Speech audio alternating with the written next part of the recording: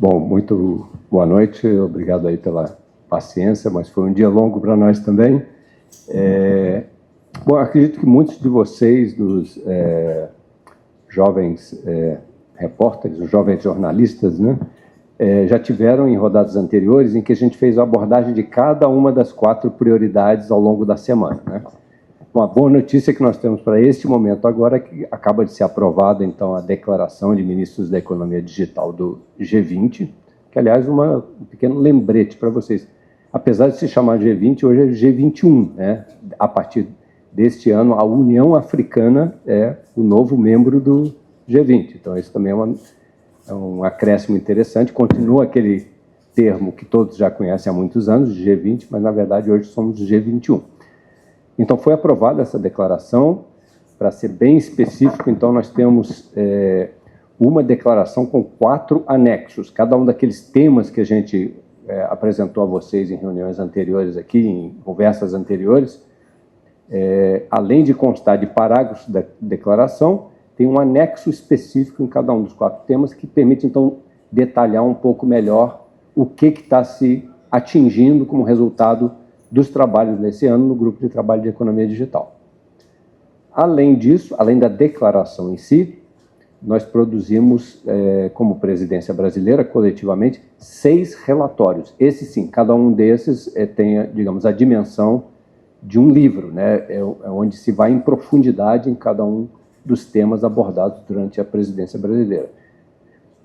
Ao final dos trabalhos de hoje, em que os ministros se pronunciaram, teve uma pequena cerimônia em que o nosso ministro das Comunicações, na qualidade de líder dessa delegação brasileira nesses trabalhos, repassou ao ministro das Comunicações da África do Sul, que é o presidente deste grupo de trabalho no ano que vem. Nós tivemos uma notícia muito boa, é praxe na declaração, um dos últimos parágrafos, então a presidência do ano seguinte já diz, bom, para o próximo ano as minhas prioridades são essas, essas e essas, e algumas das prioridades eles escolheram por continuar o trabalho que nós estamos fazendo esse ano, o que faz todo sentido, porque a África do Sul, como o Brasil é um país em desenvolvimento, tem os desafios da inclusão digital, tem os desafios do letramento digital, tem os desafios num outro patamar aí das questões de criar plataformas de governo digital, de combater a desinformação e assegurar a integridade da informação, e este grande novo tema que é a inteligência artificial, vista no nosso grupo de trabalho sob a perspectiva de capacitação, de crescimento, de redução das desigualdades. Então, os sul-africanos abraçaram muito, não digo tudo, mas muito da nossa agenda, como disse, faz todo sentido. Eles querem levar adiante uma agenda de desenvolvimento. Acho que o grande mote da presidência brasileira nesse grupo de trabalho foi, de um lado, a inclusão e, de outro, uma agenda de desenvolvimento. Então, dito isso, acho que talvez valesse a pena a gente reforçar numa mensagem bem curta o que foi o grande destaque em cada uma das nossas 4 prioridades. Eu me disponho aqui a começar muito rapidamente. Então, o que nós conseguimos em conectividade universal e significativa? Nós obtivemos o primeiro acordo internacional de como se mede essa conectividade significativa. Aqueles que estiveram aqui há uns dias atrás, eu expliquei um pouco o conceito de conectividade significativa, não é só se ela existe ou não existe, mas se ela é de qualidade, se ela é a um preço acessível, se as pessoas que estão acessando têm um dispositivo adequado para aquilo que querem fazer com a internet, então se é para estudar, se é para trabalhar, há diferentes requisitos. Então, só para dar uma pincelada geral, então, o que aconteceu? Os países concordaram com um conjunto de diretrizes para indicadores e para medição da economia digital. Nós obtivemos um acordo internacional. Qual é o ganho disso? Se todo mundo concorda em medir da mesma maneira, então isso tem um grau de comparabilidade e também um grau de profundidade na maneira com que a gente mede essa conectividade significativa. Do meu ponto de vista, vindo do Ministério das Comunicações, nós estamos muito satisfeitos com esse resultado. É o que nós pretendíamos para a presidência brasileira nesse tema. E como eu disse, muito satisfeitos que os sul-africanos estão dispostos a levar adiante essa agenda no ano que vem. Então, vou passar a palavra para os meus colegas e, na sequência, que a gente chamou de prioridade 1, 2, 3 e 4, não tem a ver com uma hierarquia, é só uma numeração sequencial.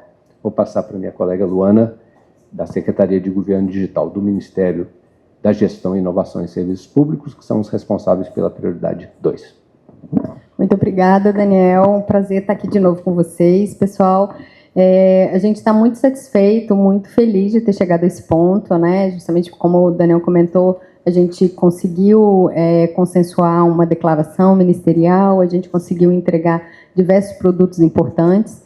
E na prioridade de governo digital, a gente priorizou trabalhar o tema de governo digital e infraestruturas públicas digitais, reconhecendo que nos dias de hoje é preciso que a gente, da melhor forma possível, utilize tecnologias para atender melhor as pessoas na sua relação com o governo, na sua relação com o Estado, e que, para isso, alguns componentes são importantes. Os 2 componentes que a gente escolheu tratar, por ter um diálogo e uma associação direta com o tema de inclusão digital, foram identidade digital e compartilhamento de dados. O tema da identidade digital é muito importante nos dias de hoje para o governo digital, para a economia digital como um todo, porque é muito importante, hoje em dia as pessoas interagem muito, fazem muitas atividades online, digitalmente, e possibilitar que elas se identifiquem online, que elas se autentiquem para acessar diferentes serviços, é um tema central e muito importante que dialoga com o tema de inclusão e de promover capacidades e habilidades para que essas pessoas usufruem aí das oportunidades do digital, mas também de forma segura e administrando devidamente os riscos e os desafios desse cenário. Então, a gente trabalhou com um produto de princípios gerais da identidade digital, que os países do G20 também pactuaram, entenderam que esses princípios são importantes, e são princípios gerais como o respeito às necessidades das pessoas que utilizam essa identidade, os usuários e as usuárias, segurança, o respeito a direitos humanos, o respeito à privacidade, proteção de dados. Então, são alguns temas muito importantes e que todos os países concordam que são os centrais aí para se desenvolver identidades digitais seguras. O segundo tema foi o compartilhamento de dados seguro entre instituições públicas e entre o setor público e o setor privado para o interesse público. A gente fez um mapeamento, um compêndio de boas práticas de compartilhamento de dados. O tema de dados, hoje em dia, é muito importante, é essencial que a gente trate, que pense sobre os nossos dados, como é que a gente usa e como é que o governo pode utilizar da melhor forma possível para possibilitar melhores serviços, mais fáceis, justamente para demandar menos esforço de nossa parte das pessoas, que utilizam, que interagem esses serviços. E a ideia foi que a gente queria mapear boas práticas justamente para a gente se inspirar. No Brasil, a gente, como a ministra Esther falou hoje mais cedo, a gente está bastante dedicado a estabelecer uma infraestrutura nacional de dados segura, que possibilite o uso estratégico de dados, que sejam utilizados a serviço da população. Então, é justamente essa reflexão que a gente buscou fazer, essa discussão que a gente trouxe para fazer junto com os países, identificando essas melhores práticas. Então, a gente identificou práticas muito diversas, mas muito interessantes, para a gente se inspirar, não só o Brasil, para a gente amadurecer ainda mais essa agenda, como que atenda e que sirva aí para inspirar e gerar aprendizados para diferentes países também. Então, acho que é isso, esses 2 pontos, e a gente sai daqui com muitos aprendizados, muito mais maduro e muito feliz por essa realização importante no nosso país esse ano. Vou passar para o João Brandt. Obrigado. Bom, pela primeira vez, então, o G20 tratou do tema da desinformação e sai com uma declaração bastante consistente, bastante forte, num consenso, eu diria, inédito no mundo nesse tamanho, com posições de Estados Unidos, China, Rússia, Reino Unido, Arábia Saudita, Brasil, União Europeia, conseguindo chegar num consenso sobre esse tema. Era o tema que a gente considerava dos mais delicados, pelo tanto de controvérsia que ele gera, e a gente sai muito contente pelo fato de o Brasil conseguir, na sua presidência, gerar um amplo consenso sobre isso. Esse consenso traz, primeiro, o reconhecimento de que temos um problema, de que a desinformação, o discurso de ódio, a disseminação de conteúdo ilegal afeta as 20 maiores economias do mundo, afeta a confiança na economia digital, afeta a confiança nas instituições públicas. Em segundo lugar, a gente define integridade da informação como a qualidade de um ecossistema informacional que é capaz de entregar informação confiável, precisa para a sociedade. Isso não é pouco, no momento em que a gente vê tanta disseminação de fake news. Em terceiro lugar, a gente avança numa direção de dizer que os países podem adotar um determinado conjunto de medidas para enfrentar esse problema. Elas precisam estar adaptadas à sua realidade local, mas são medidas amplas, como a gente pode estar falando de regulação e autorregulação, pode falar de educação midiática, pode falar de pesquisa, ciência e tecnologia para enfrentar a desinformação, e deve falar também do fortalecimento do jornalismo, das práticas de comunicação e do ecossistema informacional diverso, resiliente, capaz de sobreviver bem e forte nesse ambiente digital. Então, eu acho que para nós, realmente, saímos satisfeitos. Acho que o Brasil consegue ajudar o mundo a avançar na direção de enfrentar o problema da desinformação, né, com mais clareza e puxando as responsabilidades para os seus deveres de transparência o Brasil, então, consegue avançar de uma forma muito positiva, puxando as plataformas digitais para os seus deveres de transparência e responsabilidade. Esse é um chamado muito significativo aí do G20 em relação ao papel das plataformas digitais, e vamos ver a gente no próximo ano também conseguir dar ainda mais um passo e avançar na direção de enfrentar esse problema que afeta as 20 maiores economias do mundo. E, na sequência, a colega Renata, do Ministério de Ciência, Tecnologia e Inovação. Obrigada, Daniel. Boa noite, mais uma vez, a todos, todas. Também estamos muito satisfeitos com o trabalho desenvolvido aqui no âmbito do Grupo de Economia Digital, como já foi colocado aqui pelos meus colegas, o fato de nós termos conseguido aprovar uma declaração consensual entre as 21 maiores economias do mundo, e que são países com perspectivas distintas sobre vários dos temas que nós trouxemos esse ano para o G20, algo muito importante, né? No tema de inteligência artificial, nós procuramos enfocar a discussão na perspectiva de que é preciso que os países em desenvolvimento, os países do sul global, tenham condições de desenvolver infraestruturas computacionais, banco de dados, investir em recursos humanos, para que eles deixem de ser apenas consumidores das tecnologias desenvolvidas em um pequeno grupo de países mais ricos,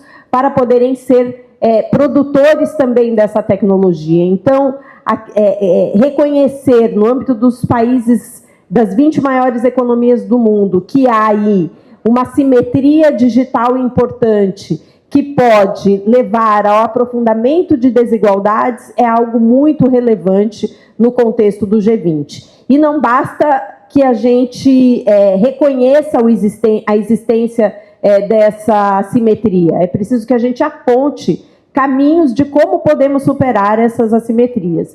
Então, entre as questões trazidas aqui pelos documentos aprovados hoje, está a necessidade de nós fortalecermos uma robusta cooperação internacional, né, com possibilidade dos países poderem, cada um a partir das suas habilidades nacionais, fortalecer um ecossistema que possa fazer com que esses países do sul global tenham condições de desenvolver de forma autônoma, né, de forma independente, aplicações de inteligência artificial que tenham mais diversidade, que tenham uma referência grande na diversidade linguística, cultural, étnico-racial, geográfica, para que, inclusive, a partir desse empoderamento dos países em terem condições de desenvolver suas próprias aplicações, a gente consiga enfrentar um outro aspecto que também foi bastante discutido na nossa declaração e no nosso trabalho, que é como reduzir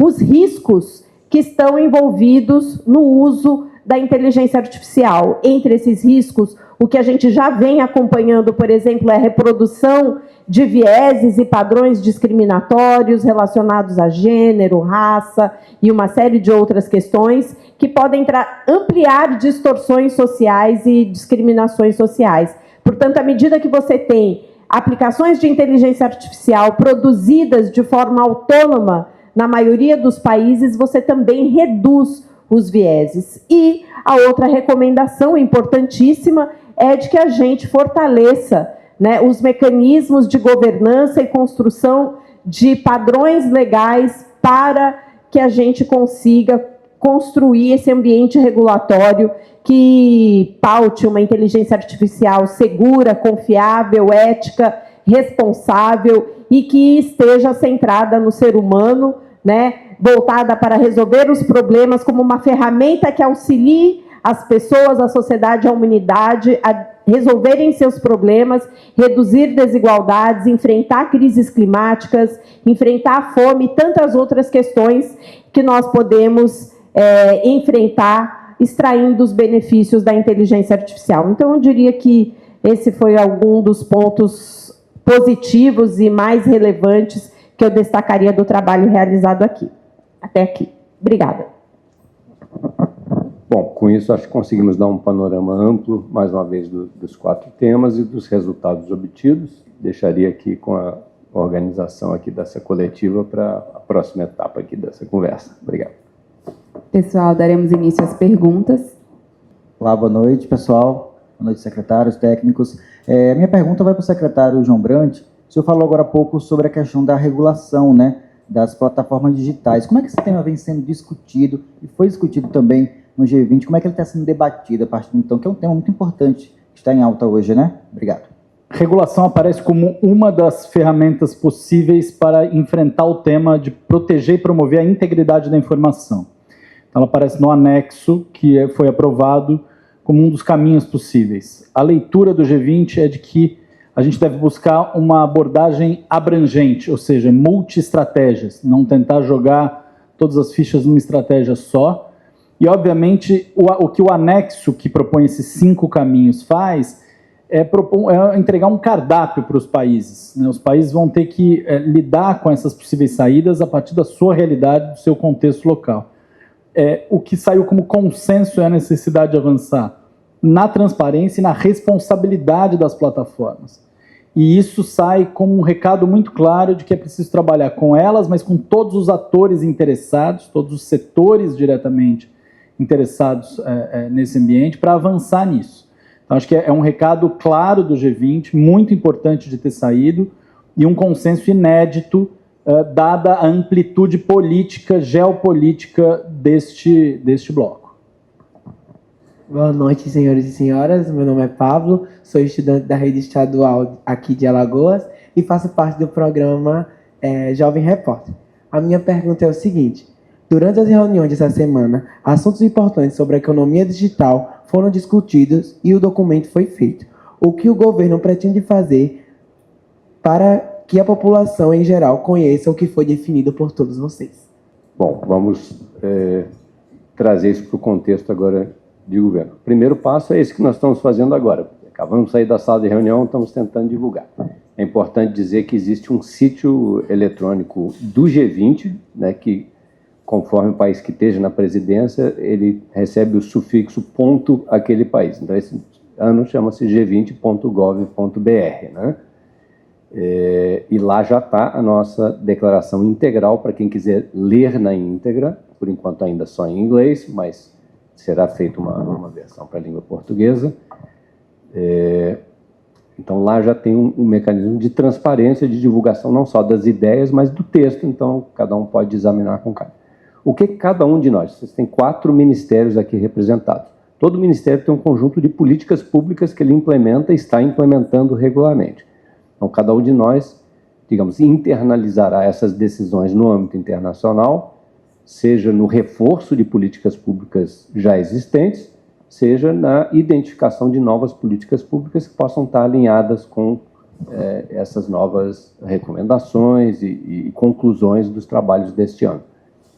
Eu posso dizer de parte do Ministério das Comunicações, nós já temos uma série de políticas públicas que estão voltadas para essa nova ótica da conectividade, ou seja, não é só dizer, tem tantos domicílios cobertos, ou tanto do território brasileiro já tem cobertura seja de acesso fixo ou móvel. Nós queremos incorporar esse conceito da conectividade significativa. E, aliás, somos o primeiro país a ter feito isso, porque enquanto se desenvolvia o trabalho para ajudar a convencer os outros países, com o apoio do CETIC-BR, e aqui a nossa Renata está com duplo chapéu, porque além de ser do Ministério de Ciência e Tecnologia, ela também é coordenadora do Comitê Gestor da Internet. O Comitê Gestor da Internet tem um braço só dedicado a pesquisas e a levantamento, coleta, organização e análise das estatísticas. Então, nós já fizemos o exercício de aplicar os indicadores de conectividade significativa para a realidade brasileira. Não é para ficar bem na foto, ao contrário, é para a gente ajudar a refinar as nossas políticas públicas, porque a pandemia ensinou isso a todos nós. Tinha muita gente que disse, tantos por cento tem internet, mas tem com velocidade? É um pré-pago que acaba antes do fim do mês? É um pós-pago que garante que está ali? O que se pode fazer para melhorar isso? E principalmente dispositivo, né? Durante a pandemia tinha muito estudante fazendo aula no celular, né? Ninguém deseja fazer uma aula no celular. Então, de que maneira se pode estimular para que as pessoas tenham acesso a dispositivos mais adequados, mesmo aqueles que não têm capacidade de contratar um plano, seja fixo ou móvel?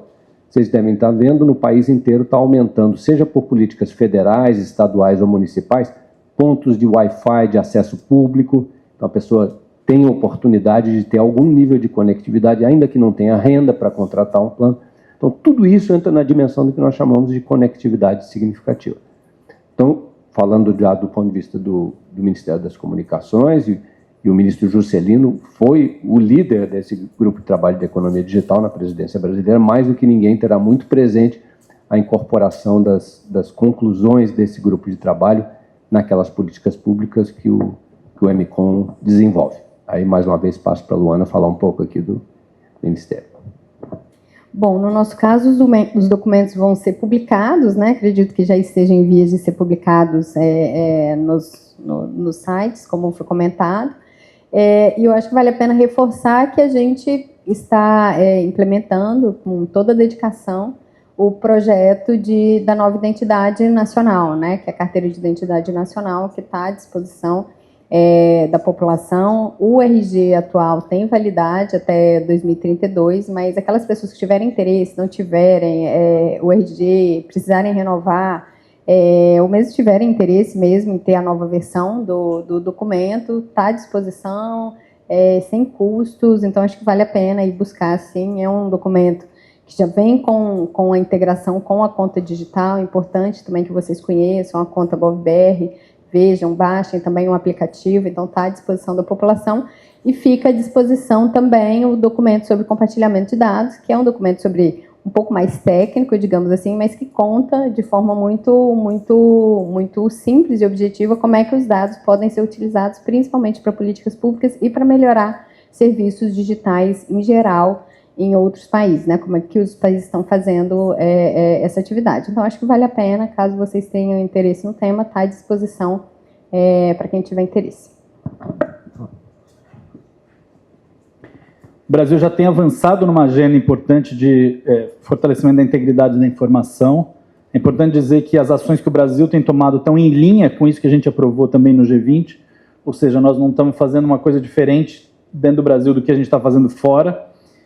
E eu acho que a gente precisa avançar nessa direção que o Daniel destacou, traduzir a declaração, reforçar a importância do que foi feito pelo Brasil no G20 e fazer com que esse esforço ajude a gerar apoio para as ações e para as discussões que a gente quer fazer dentro do Brasil para poder avançar ainda mais. O Brasil não tem, por exemplo, hoje uma lei para as plataformas digitais, de regulação das plataformas, né? O Brasil ainda não aprovou um mecanismo de sustentabilidade do jornalismo no ambiente digital. O tema de inteligência artificial está em debate no Senado Federal com medidas importantes para proteger e promover a integridade da informação. Eu acho que a gente mostrar o quanto esse tema foi objeto de consenso global entre economias com perfis muito distintos, países com sistemas políticos e econômicos muito distintos, ajuda a reforçar a agenda que a gente está tentando fazer avançar aqui no país.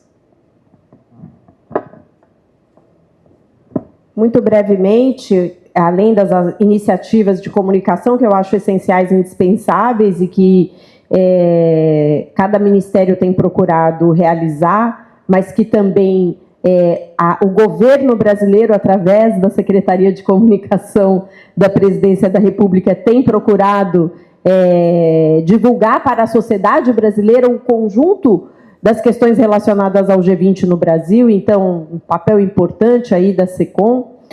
O MCTI também tem trabalhado políticas públicas robustas vinculadas à proposta que nós levamos para o G20, que é a necessidade de nós iniciarmos um investimento mais efetivo para que possamos ser produtores e agentes relevantes do ponto de vista internacional para a produção e desenvolvimento da inteligência artificial no Brasil. Agora, recentemente, lançamos, na 5ª Conferência Nacional de Ciência e Tecnologia, o Plano Brasileiro de Inteligência Artificial, que recebeu o nome de IA para o Bem de Todos, que prevê investimentos de 23 bilhões de reais em ações e programas voltados para o Brasil ter aí, então, nos próximos 5 anos, iniciativas concretas para que a gente possa ter aplicações de IA robustas que tenham um impacto positivo na vida das pessoas no curto prazo, para que a gente possa desenvolver infraestruturas computacionais, para que a gente tenha soberania de dados, que os dados dos brasileiros possam ser utilizados de uma forma responsável, qualificada, garantindo a privacidade dos usuários, para a gente poder treinar modelos de inteligência artificial voltados para especificidades e para o interesse público da sociedade brasileira. Portanto, um conjunto de iniciativas ligadas à formação, capacitação, investimento e aí no setor produtivo, para que a gente tenha aí o Brasil que está entre as 20 economias do mundo, sendo aí uma liderança no âmbito, principalmente do sul global e dos países em desenvolvimento, para que a gente possa ampliar nossa presença em termos de soberania digital, autonomia digital, e isso é muito importante. E ao fazermos isso, sem dúvida nenhuma, também estamos divulgando o trabalho e a proposta que o Brasil trouxe para o G20, aprovada aqui hoje. Boa noite a todos. Sou Renata Martins, assessoria de imprensa da TV Sampaio. A regulação de plataformas digitais é um termo controverso. Como equilibrar a necessidade de combater a desinformação sem comprometer a liberdade de expressão? Acho que o mundo tem mostrado caminhos para encontrar esse equilíbrio.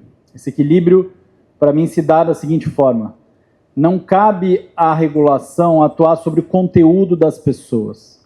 Cabe à regulação atuar sobre a obrigação das plataformas em prover um serviço que não faça ampla disseminação de conteúdo ilegal ou daquele conteúdo de desinformação que, ainda que não seja legal, causa danos individuais e coletivos à população. Então, este equilíbrio de um sistema de regulação que, de fato, cobre as obrigações e as responsabilidades das plataformas para impedir a disseminação de conteúdo ilegal, para ter transparência, para avaliar os riscos daquilo que elas fazem e atenuar esses riscos, é uma regulação moderna, em linha com o que o mundo tem produzido de melhor e que não entra naquele conteúdo XYZ que cada um publicou. Acho que é esse equilíbrio que a gente tem que buscar.